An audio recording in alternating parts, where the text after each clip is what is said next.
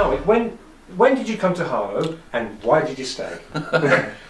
Why did I come? September 1964. My father was working for Gilbey's and he was relocated from the south coast. He was 54 years of age and we'd had a rather traumatic family incident where one of my close brother passed away, and Dad had the opportunity of coming up here to have a change of life, and he thought it'd be good for me and my mother.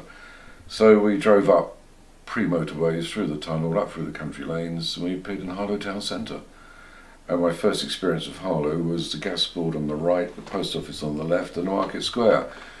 And I think that's the first time I swore in front of my mother. I said, "Where are we?" But it's been a great town. I really enjoyed being here. I miss my roots. I love being on the south coast. I love the sea air. But I've been here now 50 plus years. It's my life, my family. I've grown up. It's my business. It's the cricket. I think it's a terrific town. And I've worked in the town as well now since 1974 when we opened this office. So I know it inside out.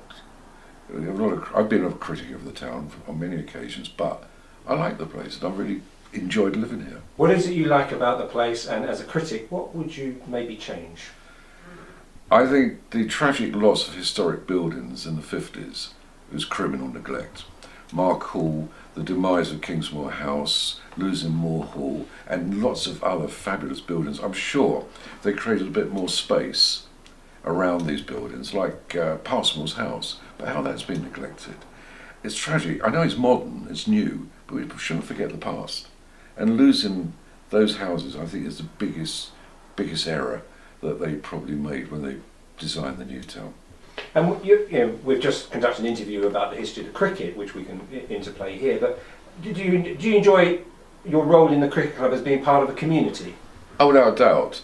It all overlaps. Being an estate agent, I meet people in their homes who live in Old Harlow who've been here forever. There's an interesting thing, you have those who are born and bred live here in Harlow. Those who move into the old town live in the old town, or the ultimate snobs have moved into the village. Still the same place. But that and playing cricket and being involved with cricket, I got to know the families. And so it's the history of Harlow really which I've been fascinated about. The architecture that's survived here in the High Street, Market Street, the cricket club, the people who played the cricket club, where they lived, and the people who managed it. It was quite fascinating. And we seem to have veered into politics. What do you, the plans for Harlow regarding Gildon Way, Gilston, Latten Priory, that whole, Sumners, etc., and Junction 7A, is that something you think should be celebrated or watched with caution?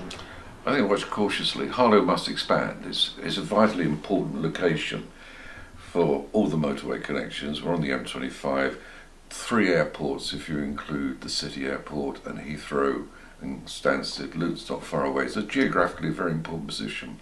So the town will expand, it will explode.